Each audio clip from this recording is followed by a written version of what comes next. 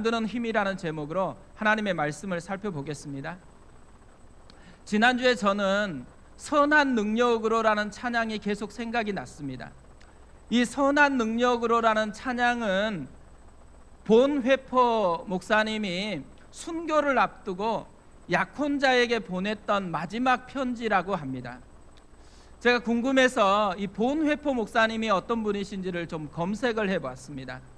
본회포 목사님은 어렸을 때도 굉장히 총명했나 봅니다. 공부를 잘했고 또 음악적인 재능이 탁월했다고 합니다. 아버지는 신경정신과 교수였습니다. 그런데 신앙에 대해서는 좀 무관심한 분이었다고 합니다. 가족들 중에 정기적으로 예배를 드리는 사람은 없었다고 합니다.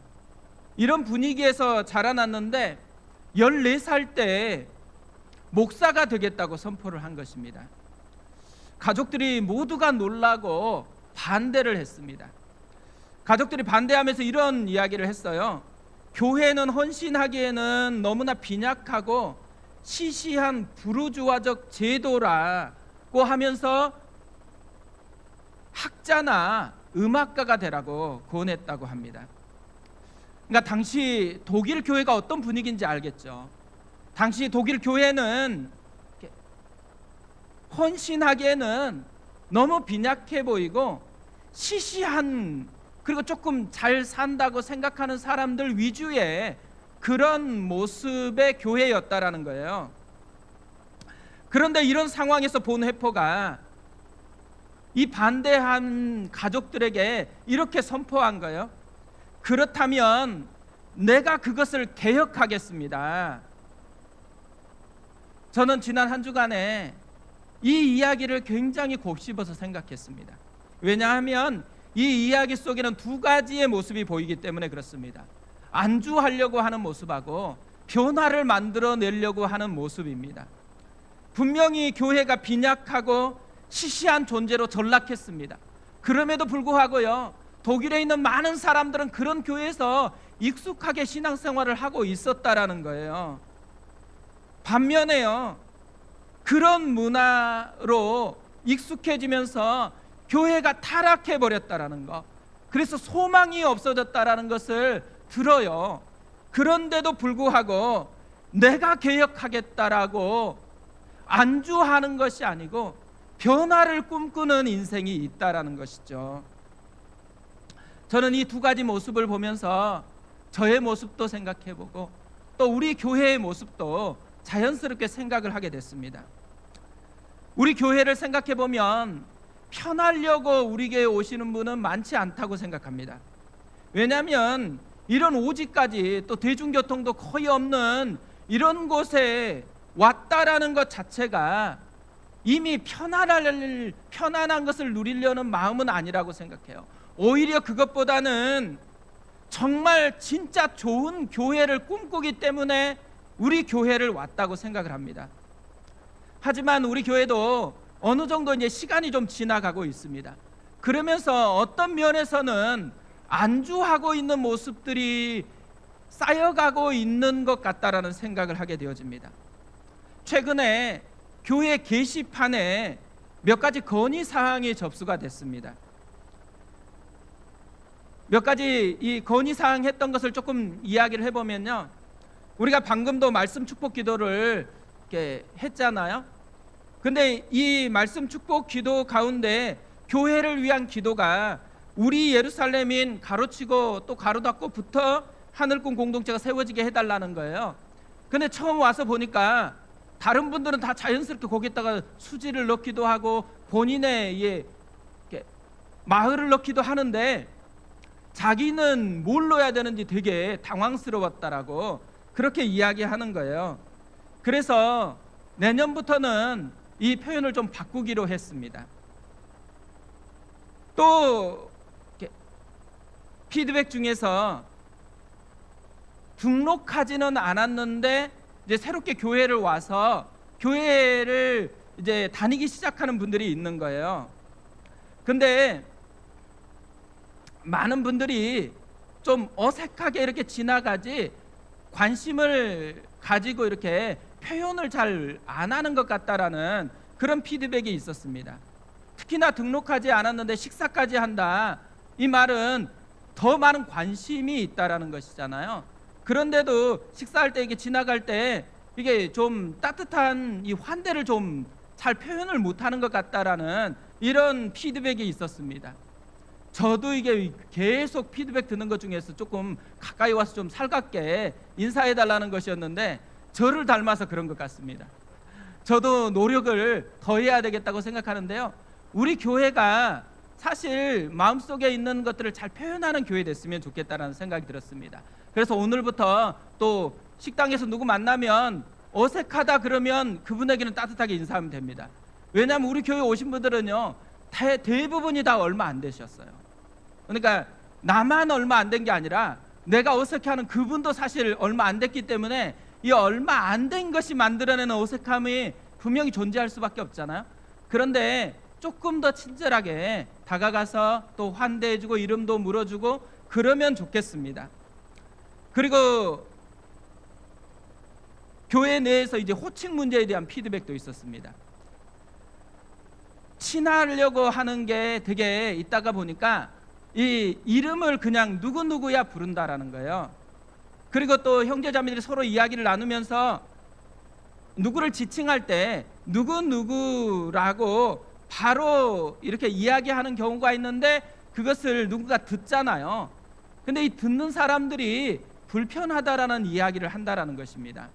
그러다 보니까 좀 사람들이 생각하기에 너무 호칭을 다 불러버리면 어른인데 예의가 없이 느껴진다라는 거죠. 그러니까 저희는 교회를 개척할 때 가능하면 형제 자매로 부르기를 원했습니다. 그래서 누가 오든 과거의 교회에서 장로님이 됐던 권사님이 됐던 그냥 형제 자매로 그렇게 부르면 좋겠다고 생각했습니다. 근데 생각보다 이게 쉽지 않더라고요. 그리고 또 연세가 드시거나 아니면 교회 문화가 이제는 한국 교회가 직분을 그냥 호칭으로 부르는 그게 너무 당연하고 익숙해진 것 같아요.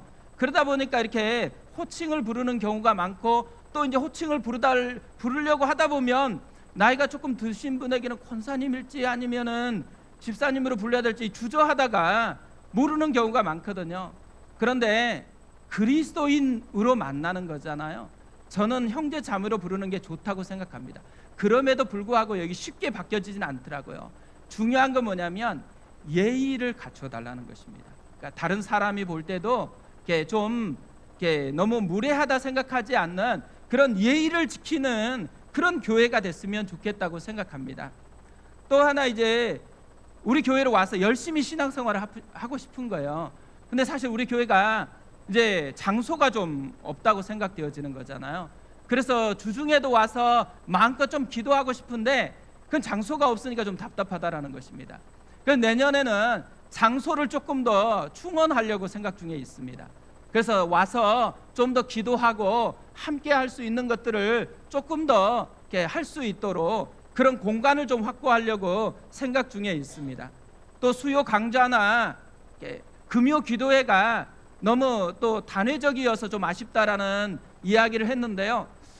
이것은 빨리 보완을 못할 것 같습니다.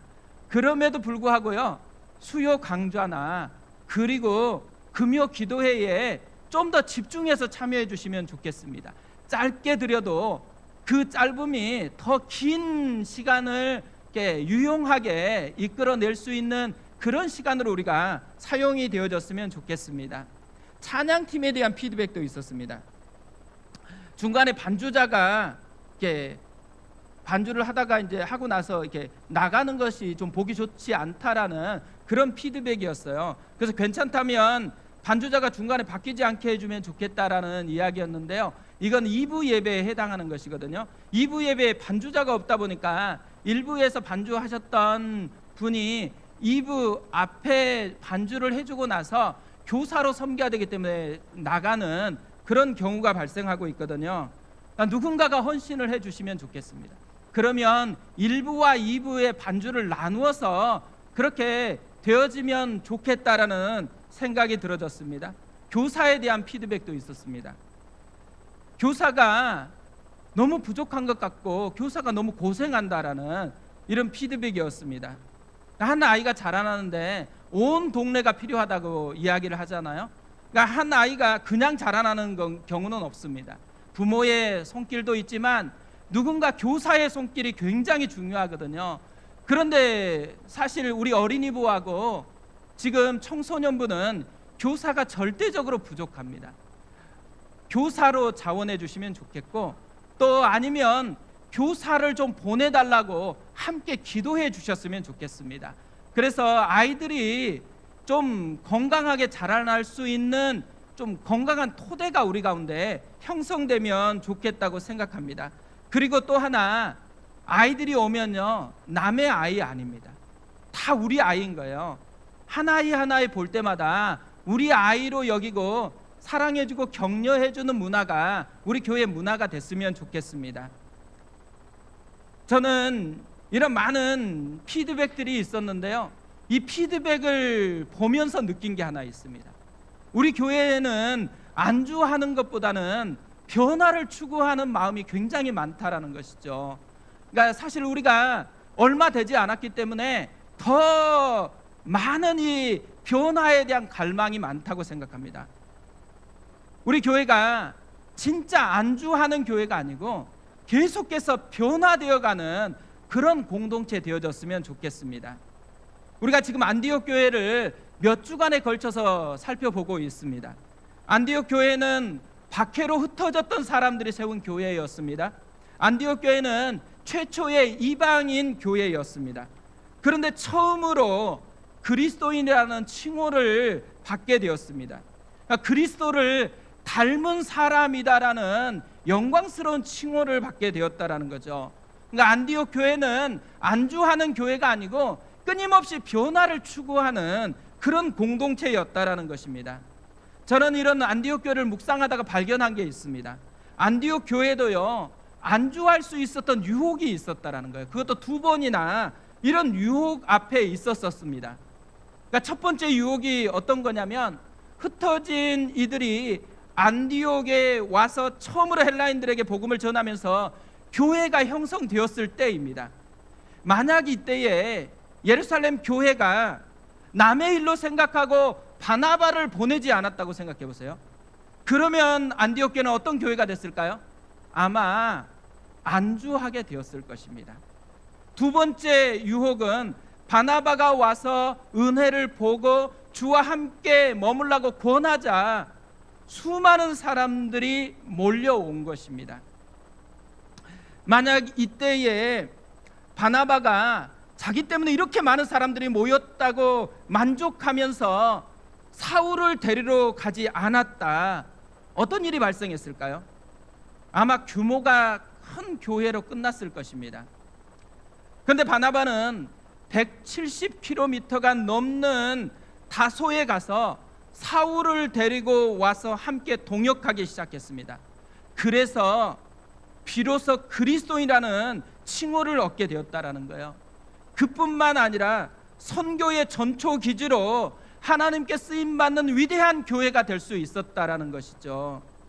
규모만 큰 교회가 아니고 영향력이 강하게 흘러가는 교회가 됐습니다. 결국 안디옥 교회가 최초의 그리스도인이라는 칭호를 받게 된 것, 또 하나님께 특별하게 쓰임받는 교회가 된 것은 안주하지 않고 변화를 계속해서 추구했기 때문이라는 거죠. 어제 오후인데요, 한 5시쯤 됐을 때 청년부 아이들하고 청소년부 아이들이 자발적으로 모여가지고 기도회를 처음으로 시작한 거예요. 몇 시에 끝났냐 했더니 7시까지 있었다 그러더라고요. 제가 이게 방에서 기도하는 소리를 계속 듣는데 마음이 굉장히 뜨거워지는 거예요. 두근거리기 시작했습니다. 기도가 시작됐다라는 것, 하나님이 놀라운 일을 행하실 준비가 지금 되고 있다라는 사인인 거잖아요. 그러면서 도전이 된 거예요. 애들만 기도하면 될까? 어른들도 기도하기 시작해야 되는 거 아닌가? 어른들도 그냥 주어진 것 얻어먹으려고 하지 말고 지금부터 우리가 기도하고 지금부터 하나님 앞에 변화를 추구하면서 주께 나아가야 되는 것 아닌가라는 도전이 생각이 많이 주어졌습니다. 우리 교회가요, 안주하는 교회가 아니고 변화를 만드는 그 교회로 나아갔으면 좋겠습니다.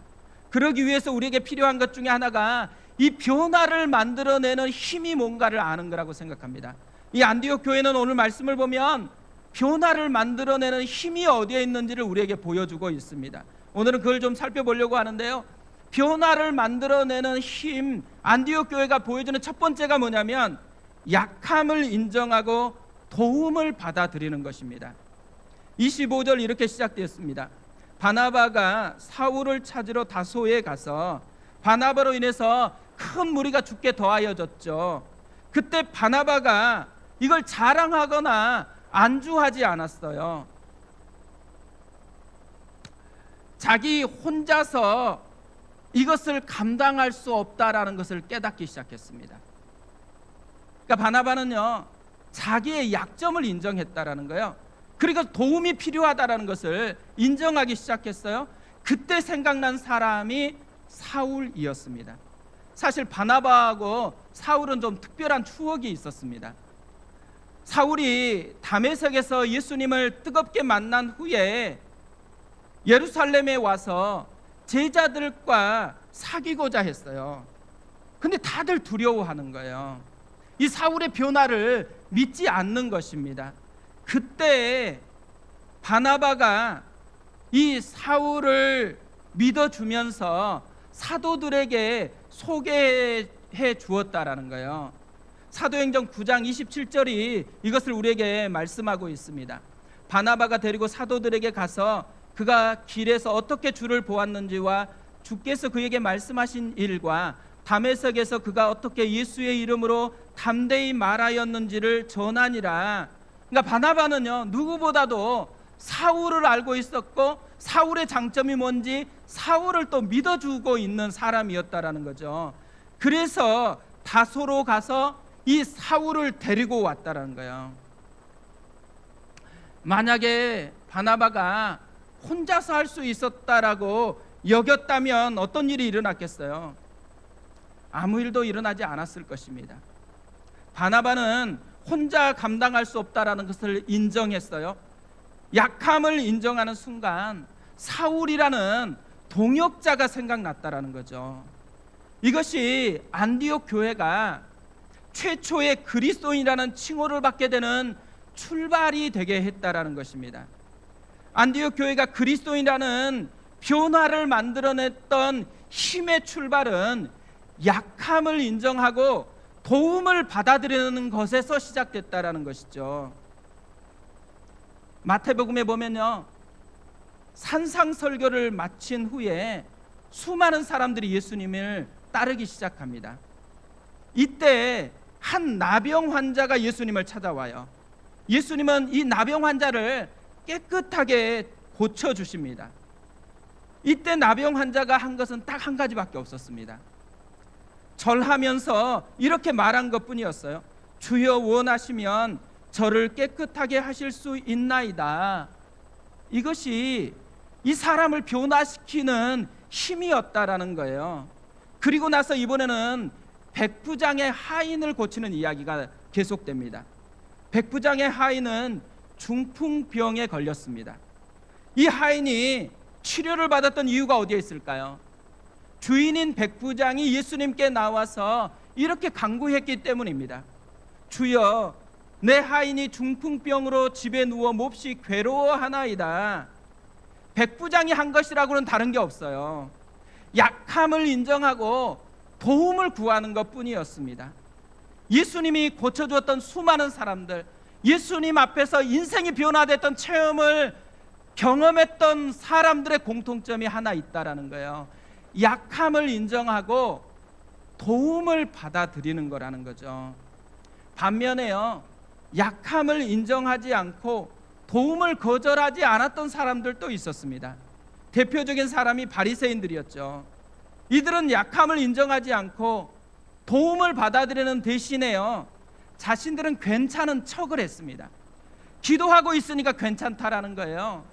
말씀을 알고 있으니까 괜찮다라는 거예요. 많은 종교의 행위로 괜찮은 척을 하고 있다라는 거죠. 그것뿐만 아니라 때로는 남보다는 내가 조금 낫다라는 이 비교 의식으로 자기의 약함을 감추었다라는 것입니다. 저는 이 모습을 이렇게 생각하는데요, 사울 왕하고 다윗 왕이 생각이 난 거예요. 사울 왕이나 다윗 왕의 공통점은요, 완벽하지 않다라는 것입니다. 사울 왕도 잘못을 범했고 다윗 왕도 잘못을 범했습니다. 그런데 사울 왕은 하나님께 버림받았지만 다윗 왕은 회복을 경험했어요. 차이가 어디에서 생겨났을까요? 사울 왕이 범죄한 후에 자신의 모습을 사무엘상 15장 30절에서 이렇게 보여줍니다. 사울이 이르되 내가 범죄하였을지라도 이제 청하옵나니 내 백성의 장로들 앞과 이스라엘 앞에서 나를 높이사 나와 함께 돌아가서 내가 당신의 하나님 여호와께 경배하게 하소서 하더라. 사울은요, 하나님이 별로 중요하지 않았어요. 사람들 앞에서 자기 체면이 훨씬 중요했습니다. 그래서 사람들 앞에서 나를 높여달라고 부탁을 하는 거예요. 심지어 예배마저 자신을 높이는 수단화를 시키고 있는 것입니다. 사울 왕이 이때 해야 될 말이 뭐였겠어요? 미안합니다. 내가 잘못했습니다. 이 말이었어요. 근데 이 한마디가 그렇게 힘든가 봐요. 그러면서 이 말 대신에 자기는 괜찮은 것처럼 자기 방어를 하는데 에너지를 쏟고 있는 것이죠. 반면에 다윗도 범죄를 했는데요, 시편 51편 17절에서 이때 이런 고백을 합니다. 하나님께서 구하시는 제사는 상한 심령이라 하나님이여 상하고 통회하는 마음을 주께서 멸시하지 아니하시리이다. 상한 심령, 상하고 통회하는 마음. 이 상하고 통회하는 마음이 뭐겠어요? 자신의 연약함을 인정하고 도움을 구하는 마음인 거죠. 미안합니다. 내 잘못입니다. 나를 좀 도와주십시오. 이 말을 하고 있는 것입니다. 이것이 변화를 만들어내는 언어였다라는 거예요. 미안합니다. 내 잘못입니다.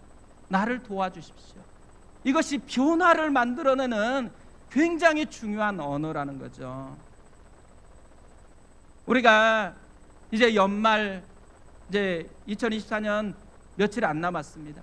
이 기간에 변화의 언어를 좀 사용했으면 좋겠습니다. 특별히 가족에게, 가정에서 이 변화의 언어를 좀 사용했으면 좋겠습니다. 미안해, 내가 잘못한 것 같아, 함께 해줘서 고마워. 이 변화의 언어가 우리 가정의 언어가 되어졌으면 좋겠습니다. 연말에요, 자기 방어를 하기 위해서 애쓰는 에너지를 거기에다 쏟지 않고 약함을 그대로 인정하는 거예요. 내 연약함을 인정하고 도움을 받아들이는 이 태도가 변화를 만들어내는 힘이 된다라는 것을 우리가 배워갔으면 좋겠습니다. 두 번째로요, 안디옥 교회가 변화를 만들어냈던 힘이 어디에 있냐면 말씀을 삶으로 연결시킨 것에 있었다는 것입니다. 서울대학교에서 심리학을 가르치는 최인철 교수님이요, 인간의 생각이 잘 바뀌지 않는 이유를 만나는 사람이 바뀌지 않기 때문이라고 이야기를 했습니다. 운명이 바뀌려면 그 사람의 중심에 있는 서사, 이 사람의 인생을 만들었던 인생 이야기가 바뀌어야 한다라는 거예요. 근데 만나는 사람이 바뀌지 않으면은 결국 내 중심의 이야기가 바뀌지 않는다라는 것입니다. 그러면서 이 최인철 교수는 이사하기 가장 좋은 때를 이렇게 말씀했습니다.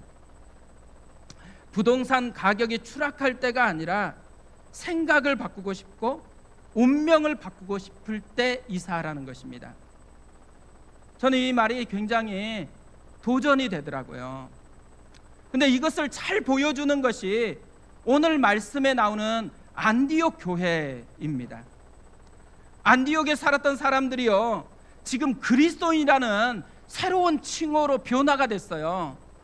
이 안디옥에 살았던 사람들이 어떻게 새로운 칭호를 얻게 되었을까요? 새로운 만남을 경험했기 때문에 그렇죠. 바나바와 바울이라는 새로운 만남을 통해서 이들의 인생의 중심의 서사가 바뀐 거예요. 예전에는 본능대로 살았던 사람인데 이들을 통해서 예수님과 함께하는 삶이 무엇인지를 배우고 예수님의 이야기로 인생 중심 서사가 바뀌게 되었다라는 거죠. 그래서 그리스도인이라는 이 놀라운 예수를 닮은 사람이라는 칭호를 얻게 되었다라는 것입니다.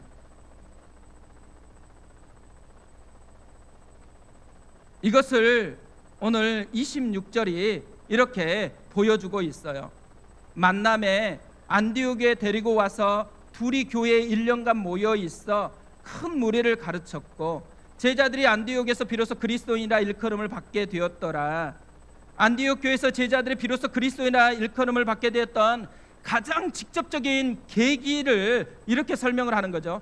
둘이 교회에 1년간 모여 있어 큰 무리를 가르쳤고 이 바나바와 사울이라는 만남이 그리고 이 만남을 통한 가르침이 이들을 그리스도를 닮은 인격과 삶으로 변화시켰다라는 것이죠. 이들이 이 만남을 통해서 가르침을 통해서 뭐를 전달했겠어요? 다른 게 아니고 하나님의 말씀을 통해서 예수를 닮는 삶이 무엇인지를 알려준 것입니다.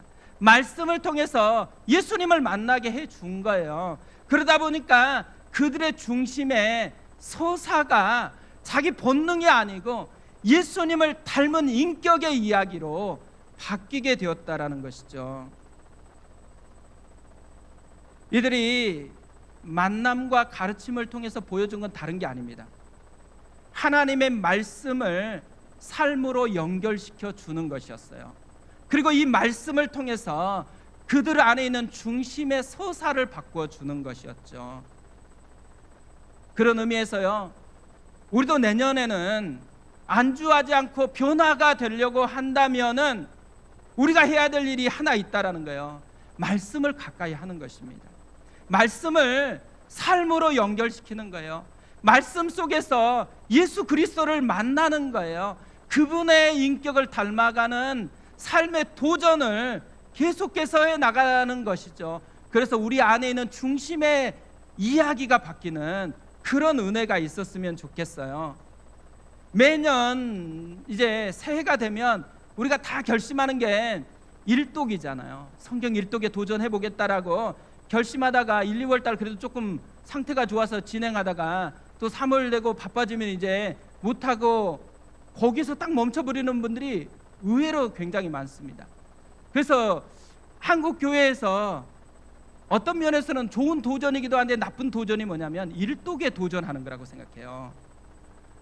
저는 내년에 우리 교회가 했으면 좋겠다고 생각하는 것은 일독에 도전하는 게 아니에요. 내년에 했으면 좋겠다고 생각하는 건 뭐냐면 매일 말씀으로 시작하도록 도와주는 것입니다. 그래서 내년부터는 공동체 성경 읽기라는 것을 시작하려고 해요. 그래서 1월 셋째 주부터 시작하려고 합니다. 조금 더 소개하고 준비해서 1월 셋째 주부터 저희가 이 공동체 성경 읽기라는 것으로 매일매일 말씀 속에서 살아가는 이런 도전을 좀 해보았으면 좋겠습니다.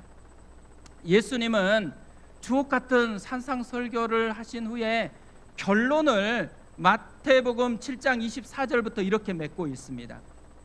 그러므로 누구든지 나의 이 말을 듣고 행하는 자는 그 집을 반석 위에 지은 지혜로운 사람 같으리니 비가 내리고 창수가 나고 바람이 불어 그 집에 부딪히되 무너지지 아니하나니 이는 주초를 반석 위에 놓은 까닭이요 나의 이 말을 듣고 행하지 아니하는 자는 그 집을 모래 위에 지은 어리석은 사람 같으리니 비가 내리고 창수가 나고 바람이 불어 그 집에 부딪힘에 무너져 그 무너짐이 심하니라. 이 말씀을 보면 우리가 중요한 걸 깨닫게 됩니다. 평상시에는요 반석 위에 지은 집인지 또 모래 위에 지은 집인지 차이가 안 난다라는 거예요. 그러니까 평상시에는 성경 말씀 안 읽어도 별로 차이 안 난다라는 거예요. 어려움 없이 살 수 있어요. 그런데 인생의 위기가 찾아오면 선명한 차이를 만들어낸다라는 거죠. 비가 내리고 창수가 나는 인생의 위기는요, 반석 위에 지은 사람이든 모래 위에 지은 사람이든 똑같이 경험하는 거예요. 그러니까 말씀을 가까이 하지 않기 때문에 어려움이 찾아오는 게 아니에요. 말씀을 가까이 해도 어려움은 찾아오고, 말씀을 멀리 해도 어려움은 찾아온다라는 거예요. 위기는 똑같이 오지만 말씀을 삶으로 연결시킨 사람은 위기 가운데 반석에 지은 집처럼 든든하게 견고하게 이겨낸다라는 것이죠. 저는 지난주에 한 선교사님의 이야기를 듣는데요, 이 말씀이 그대로 적용된 삶을 사셨더라고요. 이 선교사님은 아프간에서 사역을 하셨습니다. 그때의 이야기예요.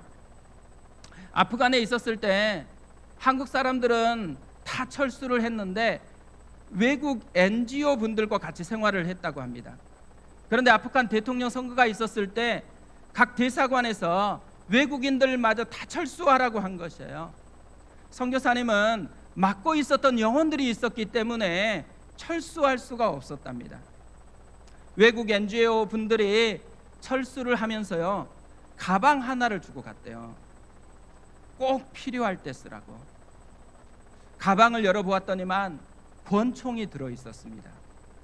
혹시 문제라도 생기면 공포탄이라도 쏘라는 것입니다.